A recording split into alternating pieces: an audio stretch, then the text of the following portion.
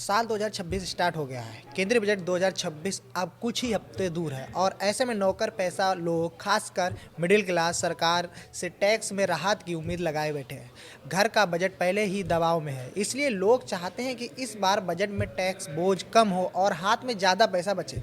साथ ही आयकर रिटर्न भरने की प्रक्रिया को और आसान बनाने की उम्मीद की जा रही है, ताकि टैक्स में फाइल करना झंझट भरा ना रहे। वहीं भारत में टैक्स सिस्टम को आसान बनाने की दिशा में बड़ा कदम बजट 2020 2000 में उठाया गया था, जब वित्त मंत्री निर्मला सीतारमण ने नया टैक्स रिजीम पेश किया। इसका मकसद ढेर सारी छूटें और जटिल नियमों की जगह कम टैक्स दरें और आसान नियम देना था। इसके बाद बजट 2025 में इस सुधार को और रफ्तार मिली, जहां साल के वर्षों की सबसे बड़ी टैक्स राहत दी गई, जिससे बड़ी संख्या में टैक्स पेयर्स को फ़ायदा हुआ।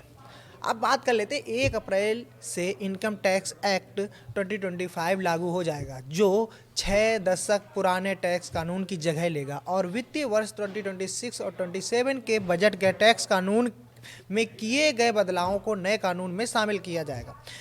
2025 का आईटी कानून रेवेन्यू न्यूट्रल है, जिसमें टैक्स रेट में कोई बदलाव नहीं किया गया है।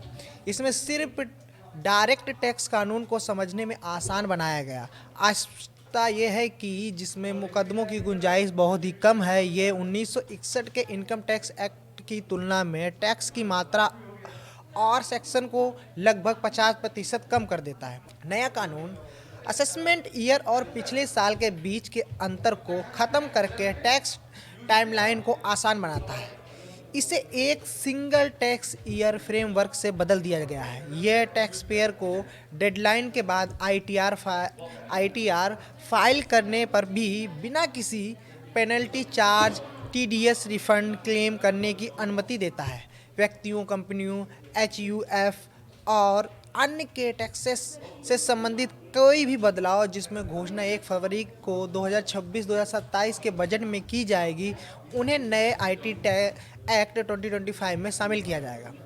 नए इनकम टैक्स कानून को लागू करने के नियम बनाए जा रहे हैं और फाइनेंशियल ईयर 2027 का बजट पेश होने के बाद उन्हें नोटिफाई किया जाने की संभावना है। नए इनकम टैक्स कानून को 12 अगस्त 2025 को संसद ने एक संसदीय समिति की जांच के बाद मंजूरी दी थी। ये 21 अगस्त 2025 को राष्ट्रपति द्रौपदी मुर्मू की सहमति मिलने के बाद एक एक्ट बन गया था। इनकम टैक्स एक्ट 2025 से संबंधित नियमों पर काम किया जा रहा है, जबकि एडवांस टैक्स टीडीएस के भुगतान से संबंधित विभिन्न टैक्स रिटर्न फॉर्म के बाद नोटिफाई किया जाएगा। इनकम टैक्स कानून 64 साल पहले यानी 1961 में बनाया गया था और तब से समाज में लोगों को पैसे कमाने के तरीके और कंपनियों के बिजनेस करने के तरीके में कई बड़े बदलाव हुए हैं।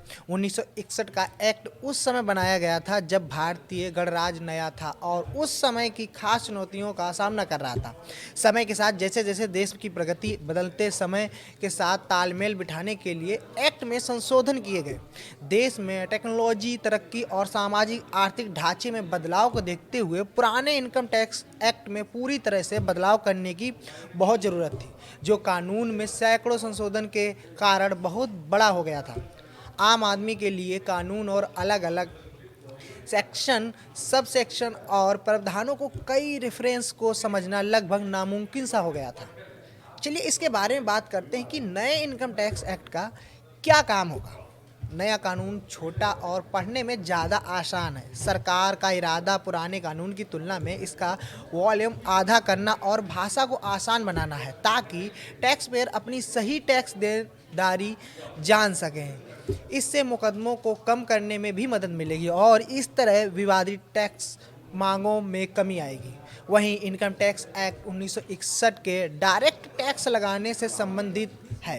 Personal income tax, corporate tax, security transaction tax, इसके अलावा गिफ्ट और वेल्थ टैक्स। इस एक्ट में लगभग 298 सेक्शन और 23 चैप्टर हैं। समय के साथ सरकार ने wealth tax, gift tax, fridge benefit tax और बैंकिंग कैश ट्रांजैक्शन टैक्स सहित कई लेवी खत्म कर दिए। पिछले 6 दशक में कई सेक्शन में संशोधन किए गए हैं और कई चीज़ों को हटाया गया है। नए एक्ट उन सभी संशोधन और सेक्शन से मुक्त होगा जिनकी अब तक ज़रूरत नहीं थी। अब आपके मन में यह सवाल होगा कि नया कानून व्यक्तियों और दूसरों की टैक्स देनदारी को कैसे प्रभावित करेगा।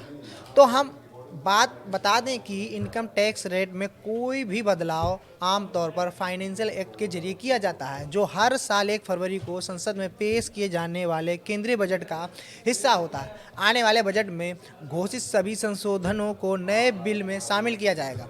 वैसे इनकम टैक्स बिल में पहले भी बदलाव किए गए हैं, जिसमें 2010 में डायरेक्ट टैक्सेस कोड बिल 2010 में संसद में पेश किया गया था। इसे जांच के लिए स्थायी समिति को भेजा गया था। हालांकि 2014 में सरकार बदलने के कारण बिल खत्म हो गया। नवंबर 2017 में सरकार ने इनकम टैक्स एक्ट को फिर से तैयार करने के लिए 6 सदस्यीय समिति का गठन किया था। पैनल ने अगस्त 2019 में वित्त मंत्री को अपनी रिपोर्ट सौंप दी थी। आपको ये खबर कैसी लगी कमेंट करके बताएं, और आपको अगर और भी कोई जानकारी टैक्स संबंधी चाहिए तो भी हमको बताएं, और हम ऐसे ही वीडियो लाते रहेंगे।